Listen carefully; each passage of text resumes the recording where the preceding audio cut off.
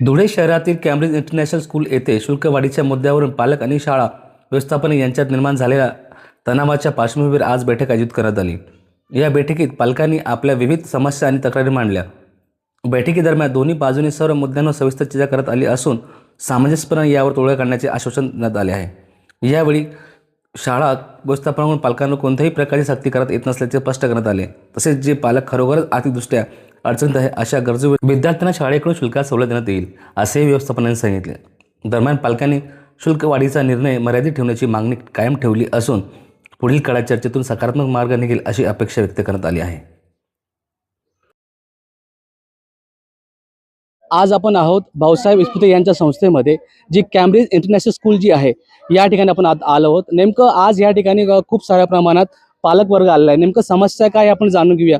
दादा काय सांगणार या संदर्भात की आपण नेमकं काय या ठिकाणी आलात? सन्माननीय Cambridge international school Nakane road Dhule संस्थापक अध्यक्ष या शाळेचे महेंद्रजी विस्पुते सर, आम्ही जवळपास आमचे पाल्य 5 ते 6 वर्षापासून इथं शिक्षण घेत आहोत।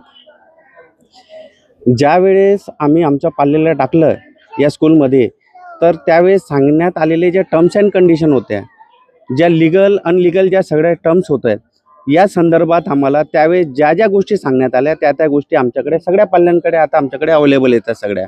पहिली गोष्ट, आम्हाला ज्यावेळेस सुरुवातीला आमचा पाल्य ज्युनियर सिनियरपासून इथून स्टार्ट झाला, त्यावेळेस आम्हाला सांगितलं की तुम्ही फक्त तुमच्या पाल्याला फक्त आणि फक्त वॉटर बॉटल आणि टिफिन घेऊन पाठवा, बाकी इन्क्लुडिंग बाय त्याच्यामध्ये बुक्स, त्याच्यामध्ये असणारे स्टेशनरीज, या सगळ्या त्याच्यामध्ये इन्क्लुडिंग करून आम्ही तो पाल्याची फी घेतोय म्हणे आम्ही।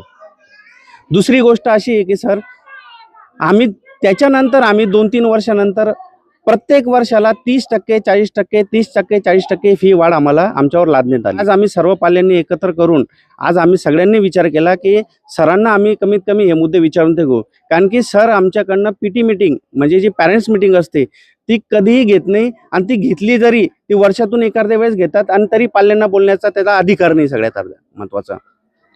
दुसरी गोष्ट की जी बस आहे, जी शाळेने रिक्रूट केलेली बस आहे, आता ह्या वर्षापासून म्हणतायत की तुमच्या ज्या पाल्यांना तुम्ही ज्या माध्यमातून व्हॅनमधून पाठवतात ते बंद करण्यात येईल आणि आता स्कूल व्हॅनमधूनच तुम्हाला पाठवावं लागेल। ठीक आहे, यांच्याबद्दल काही दुसऱ्या गोष्टी असतील त्यांच्या मनामध्ये, ते आम्हाला क्लिअर करण्यात याव्या आणि त्याबद्दल सूचनाही देण्यात यावी। आगाऊ सूचना ही गरजेची असते, ती दिली जात नाही सर, हा सगळ्यात महत्त्वाचा मुद्दा। नेमकं ह्याविषयी तुम्ही शाळेच्या व्यवस्थापनाशी तुमचं बोलणं झालं का? आता जवळपास पाल्य इथं 2 तासापासून पाल्य इथं शाळेच्या आवारात आहेत। 2 तासापासून इंटिमेशन देण्यात आलेलं आहे, पण सरांनी अजून आम्हाला वेळ दिलेला नाही। नेमकं आता ज्या प्रकारे ही जी वाढ झाली आहे, या वाढ संदर्भात फक्त तुम्हीच लोक आहात की अजून काही वर्ग आहे? जवळपास सर इथं प्रत्येक पॅरेंट्स ज्यावेळेस सुरुवातीला मुलाचं ऍडमिशन झालं होतं त्यापासून तर आतापर्यंत त्यांना दिलेले जे सगळे नियम्स होते, हे नियम्स आता सगळे म्हणजे मॅनेजमेंटने सगळं मोडीत काढलेलं आहे।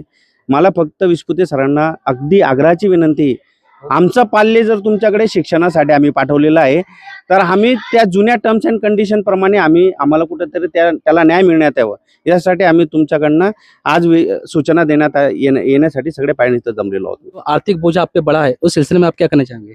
वो तो हम ठीक है, फीस का तो आप बोल ही रहे हैं, वो बहुत इशू है, बट हमारा ये भी है कि गर्ल चाइल्ड के लिए उन्होंने बस कंपलसरी की है, हमको वो नहीं चाहिए। हम ड्राइवर के ऊपर इतना ट्रस्ट नहीं कर सकते जितना वैन वालों के ऊपर कर सकते हैं, क्योंकि वो हमारे डोर स्टेप आते हैं और हम उनको पहचानते हैं पर्सनली। ड्राइवर को हमको वहाँ पे जाना पड़ेगा, रोड पे, मतलब हमारी एरिया से जो मेन स्टॉप है वहां तक जाना पड़ेगा। एज अ वर्किंग पेरेंट हमारे लिए पॉसिबल नहीं है, तो हमको प्लीज बस का भी थोड़ा इशू है और फीस का भी है, तो हमको वो क्लियर करना है। 2-2 बुक्स अलाउ कर रहे हैं, 2-2 सेट्स अलाउ कर रहे हैं कि घर पे भी करेंगे। बच्चे स्कूल में इतना लोड लेके आ रहे हैं तो घर पे कैसे करेंगे? सेम बुक्स है, तो उनको ये करना चाहिए कि आप घर पे रिफर करने के लिए जो लास्ट ईयर के बच्चे हैं उनसे ले लो घर के लिए। तो हमको 1300 की 2 बुक्स एक्स्ट्रा लेने पड़ रहे हैं, मतलब 650 की एक बुक है, वो 2 लगने वाले हैं, पूरे ईयर में हमको 4 लेने पड़ रहे हैं। तो ऐसे हमको सिर्फ इसका ही थोड़ा इशू है, तो ये सब क्लियर कर दो। आपण पाहू शकता, एकीकडे केंद्र सरकार मुलींसाठी म्हणजे महाविद्यालयाचे शिक्षण हे देखील मुक्त करत आहे, मात्र खासगी संस्थेच्या माध्यमातून आज आपल्या जे पालक वर्गाची एका अर्थाने लूट चाललेली आहे। मी Mahendra Vispute, Cambridge international school Dhule president. आज या ठिकाणी जे पालकांनी विनंतीसाठी या ठिकाणी आलेले होते, तर त्यांचा मुद्दा होता स्कूलची फी संदर्भात. पण संस्थेने सुरुवातीच्या 3 वर्षामध्ये 0 फी वाढवलेली होती. त्याच्यानंतरच्या टप्प्यामध्ये जी फी वाढवलेली आहे सर्व योग्य ते नियमानुसार वाढवलेली आहे. साहजिक पालकांना वाटतं की व फी वाढू नये, परंतु शेवटी स्वयंअर्थसहित स्कूल आहे, या ठिकाणच्या फीवरच हे संपूर्ण चालत असतं. ही सुद्धा पालकांची भूमिका त्यांना लक्षात आणून देण्यात आलेली आहे. त्याच्यानंतर पालकांचा दुसरा मुद्दा आहे पुस्तकांच्या किमतीच्या बाबतीत. तर पुस्तकांची जी किंमत आहे त्याच्यामध्ये जो योग्य ती सवलत असते ते पालकांना थेट त्यांना मिळत आहे.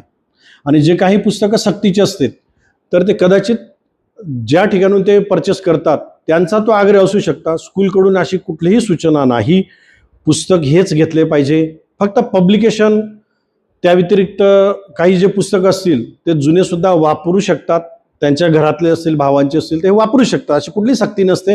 परंतु कदाचित ह्या कम्युनिकेशन गॅप किंवा बिझनेस माइंड म्हणून वेंडर्सने जर कधी त्या ठिकाणी दिले असतील तर तो त्यांचा दोष आहे. संस्थेकडून अशा कुठल्याही प्रकारच्या सूचना नाहीत. सर, गणवेश संदर्भात जो विषय होता, गणवेश संदर्भात सुद्धा स्कूलने एक अट्रॅक्टिव्ह असा गणवेश सिलेक्ट केलेला आहे. त्यासाठी टेंडर मागवले होते आणि त्यानुसार ज्यांचे योग्य वाटले ते रूल्सप्रमाणे त्यांना संस्थेने प्रोव्हाइड करण्यासाठी सूचना दिलेल्या आहेत. त्या व्यतिरिक्त सुद्धा म्हणजे याच्यात सुद्धा कंपल्शन मुळीच नाही कोणाला, बाहेरून सुद्धा पालक घेऊ शकतात, पण एक युनिफॉर्म सारखा असावा हा दृष्टिकोनातून संस्थेचा आग्रह आहे. पण ह्याच दुकानातून घ्यावा असं मुळीच नाही. बस संदर्भात सुद्धा व्हॅनची जी फॅसिलिटी आहे ती व्हॅन शासनाच्या नियमानुसार ती अडचणीची आहे, चुकीची आहे, जास्त विद्यार्थी बसत असतात, म्हणून एक पुन्हा वेंडरने या ठिकाणी बस सुविधा देऊ केलेली आहे. तर त्या ठिकाणी जर कधी विद्यार्थी गेले आणि आता सध्या बस विद्यार्थिनीने किमान बसमध्ये आलं तर एक सेफ्टी पॉईंट राहील, कारण व्हॅनमध्ये खूप कंजेस्टेड राहते, एका व्हॅनमध्ये एवढी गर्दी असते आणि अशा परिस्थितीमध्ये मुलांनी एकत्र बसणं हे थोडंसं आम्हाला चुकीचं वाटलं, म्हणून बसची सुविधा दिलेली आहे. त्याच्यासुद्धा योग्य तोच रेट लावलेला आहे, हे पालकांना सुद्धा लक्षात आलेलं आहे. सर, जे तुमचं फिजिकल स्ट्रक्चर ते आर्थिक निकषानुसार घेतलं गेलं कसं घेतलं? येस, आर्थिक निकषानुसारच. आता समजून घ्या तुमच्याकडे ज्यांचं उत्पन्न कमी असेल, मग अशा विद्यार्थ्यांना लोकांनी सांगितलं की आम्हाला 2 याच्यामध्ये तुम्ही 20% हे करावं. नाही, काही ज्या पालकांना खरोखर आर्थिक अडचणी आहे त्यांना योग्य ते आम्ही सवलत नक्कीच देणार.